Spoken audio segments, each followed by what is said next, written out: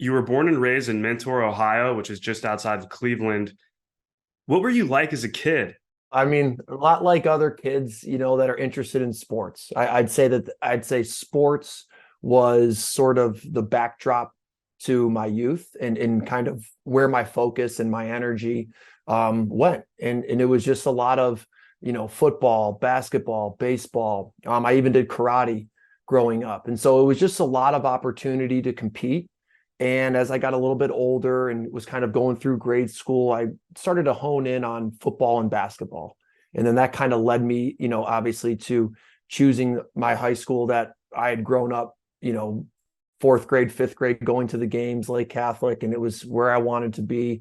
And I wanted to play football there. And so kind of, grade school was all about preparing myself in my mind for high school and then, getting to high school and being able to play football and basketball with your buddies. So it was just kind of a normal Northeast, Midwest type of childhood. Growing up, Saturday mornings, we're watching Big Ten football.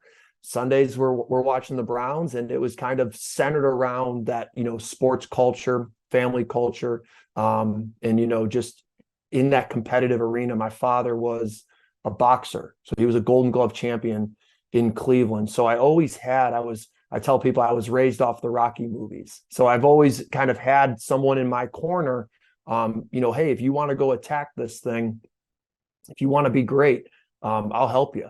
And so, outside of the normal things of, action figures, video games, parks, things that you're doing as a kid, I'd say the one unique thing was I had a father who saw that I was interested in something and saw that I was willing to work at something.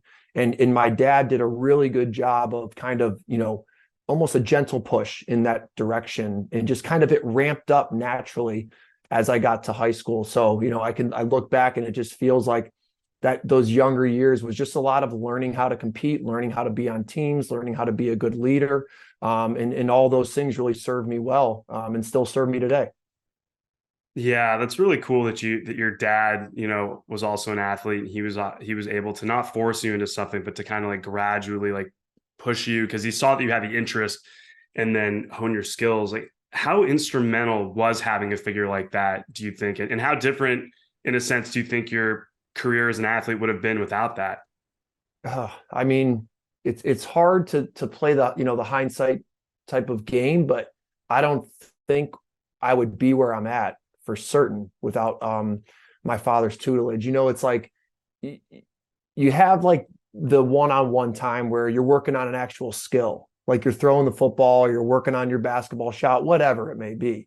But I think the moments where after a tough loss or even after a big win, learning how to manage those emotions, it's a lot to ask of a sixth grader or a seventh grader. And it's very helpful when you have someone who has been in a competitive arena, who's challenged themselves, who's gone through adversity in some way, shape, or form, whether in sports or in life, and they're able to impart some wisdom on you as you go through those moments. So I think that those moments added so much value to how I handled myself or handled adverse situations, which I found myself in.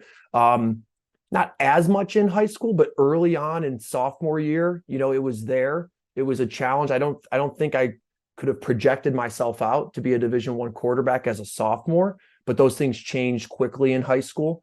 You grow, you get a little bit bigger, you get more confident. All of a sudden, things are different in 1 year, but most certainly in college. There was a rough patch there where, I didn't know if I joke, I don't think I could have seen the field with a telescope as a freshman. And it took me all of 2 years to really settle in. And then, luckily my third year, I found an opportunity, but there was a lot of adversity there. There was a lot of times where I needed to kind of like get back, to that mentality of, hey, one day at a time, just compete, keep working, keep getting better at what you need to get better at. Don't focus on other people. Don't put blame anywhere else. All that stuff came from my father. So to have that internal dialogue, even when your dad's not there, you're on campus, but you still think like you were told to think, and you're responding to those situations better than maybe someone who didn't have that luxury of having the father that's there, that's going to teach you in those tough moments when, you think like everything's down and out. So though that was crucial to my development, that was crucial to me even seeing the field at Iowa, and then, being able to have an opportunity to play in the NFL. I don't think that those things are present if I don't have my dad there to kind of lead me through those crucial moments when you're in that grade school and you're learning how to compete, you're learning how to be a leader, you're learning how to be a young man and how to be a good teammate. That's so cool, Ricky. Like I mean, all those touch points I think are huge on both on and off the field. And of course, the one thing that I felt resonated was the adversity aspect, because as you said, like you're gonna have that on the football field, you're gonna have it off the football field. And the earlier you begin to understand how to kind of push through and how to kind of have that internal, mind game with yourself, and how to persevere, I think it's going to serve you so well in life. So that's really beautiful, man, that you had that opportunity at a young age to learn all that and soak that in. Yeah, I mean, like I said, raised off the Rocky movies, you're gonna get punched, you're gonna get hit in the mouth, like, and that's like a message. It's not to scare you, it's just to prepare you. And that's a real thing that, like, when you get hit, when you're down, how do you respond? Like, that was kind of like the big message from Rocky. The big message from my father is like, this adversity will show itself. You have to be this type of character in these moments. It's easy to win, it's tough to lose, and another thing that my father instilled was, there's something to be learned from each opportunity. So whether it was a victory or whether it was a loss, the real gold is what you learn from it afterwards. And so not letting those moments just be, when you're a young kid and you're in grade school, after a win or a loss, what's your first thought? What's the snack?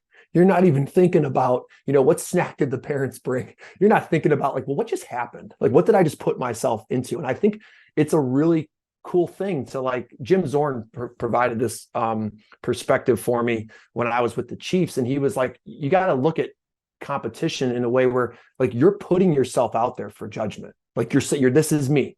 I'm under the lights. Like, this is who I am.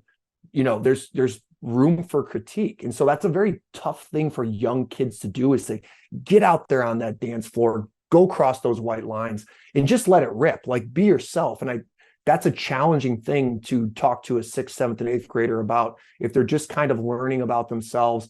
And with that comes adversity. And so you have this pairing of, learning to compete and learning to kind of grow into your own body, but at the same time, these opportunities for adversity. If you have a great coach, if you have a father, somebody there to capitalize not only on, the excitement of a victory, but the lessons to be learned from the victory. And then if there's a loss, don't just push it to the side, like, or push blame somewhere else. Examine it. It's uncomfortable, but examine it. And those were really important things that I learned at a young age.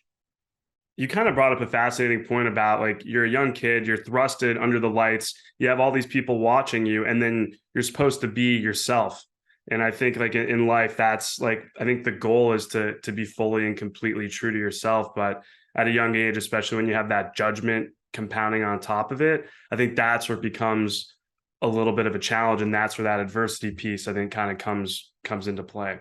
Yeah, you don't really know who you are until you get put in those situations. I know the fighting, for me, I did a little bit of karate growing up. So I had the opportunity to do like 5 years of Kempo karate.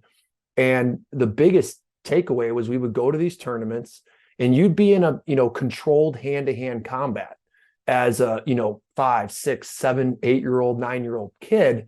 You're going to get kicked in the stomach. It's like something's going to happen that is unusual for that age. But that's, I think, the moments where you kind of learn who you are. You kind of figure out which way you want to go. I think that's, you put the kid in the situation, you put him in the pressure cooker. They make a decision, yes or no. I want this or I don't want this. And I think that there's always, maybe you're kind of in the middle for a second, but if you have that figure, somebody there to be like, hey, you're okay, you can get through this, it just makes things a little bit easier, and you can adjust and grow through those, good times and bad times.